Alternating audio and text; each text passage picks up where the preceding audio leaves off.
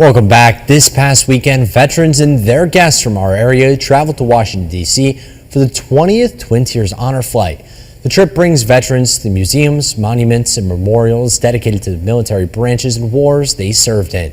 12 News' Brian Melanson spoke with one veteran making his first trip to Washington, a 102-year-old World War II veteran. Well, it's kind of breathtaking, let's put it that way. Robert Ingersoll of Glenfield, New York, turned 19 on the day the Japanese bombed Pearl Harbor. Nearly a year later, Ingersoll found himself in service at the naval base after being drafted by the Navy. Everybody was having to go, and I felt any different than the other guys. In 1941, Ingersoll worked for Chevy Oil and was actually given a 6-month deferment from military service, but that did not stop him from defending his country. They got me a deferment for 6 months. Well, I took the papers and shoved them under my mother's kitchen. And I said, either they take me or they don't. I'm no different than anybody else, so they took me. Rising to become a sergeant in the Navy, Ingersoll served all over the island, including manning the guns recovered from the USS Arizona atop Diamond Head, a volcanic cone on the western side of Oahu. 83 years later, Ingersoll and his daughters visited the World War II Memorial in Washington for the first time. A plaza of shining stone and bronze dedicated to those like Ingersoll who fought for the nation's freedom.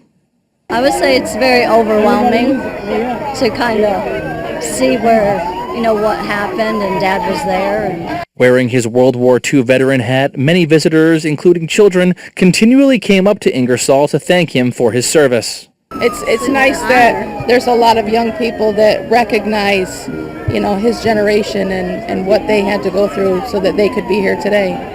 I think it's important that they understand the sacrifice that the military made, the men and women that sacrificed for our freedom. When 12 News asked him, Ingersoll rejected the notion of his celebrity status at the memorial, but he did emphasize the importance of the monument.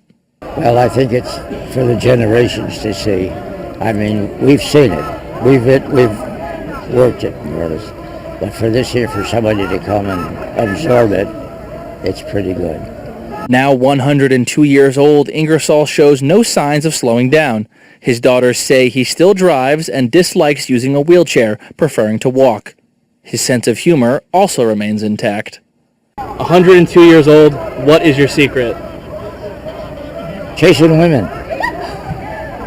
Although Ingersoll never saw combat, his valiant service, and that of some 16 million other Americans who served in World War II, will forever be enshrined at our nation's capital for all to see. An infinitesimal display of gratitude compared to the incomprehensible sacrifice given by men and women like Robert Ingersoll. Brian Melanson, 12 News.